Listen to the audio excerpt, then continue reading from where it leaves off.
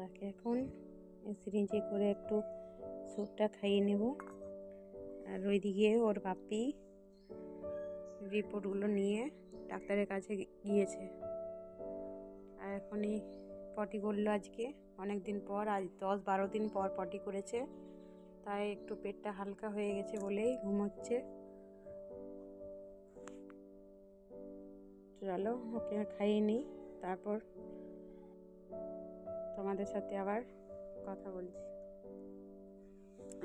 Seat seat কর গুবু, seat করো। তাকে খাইয়ে দিয়েছি, তারপর তাকে শুয়ে দিলাম।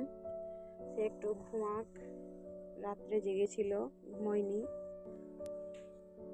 এখন নাক দিদি নিঃশ্বাস নিতে পারছে না, মুখ দিদি নিঃশ্বাস নিচ্ছে, কেননা তার প্রচণ্ড সর্দি করেছে, অনেক স্যালাইন চলেছে তো তাই। আর কাল থেকে রক্ত পড়াটাও বন্ধ হয়েছে না। আজকে ওর বাপি গেছে ডাক্তারের কাছে, তো দেখি কি বলে, রিপোর্টগুলো নিয়ে আসুক।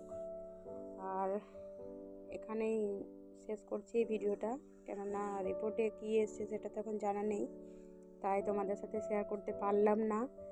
তো পরের ভিডিওতে শেয়ার করব। তো চলো, টাটা।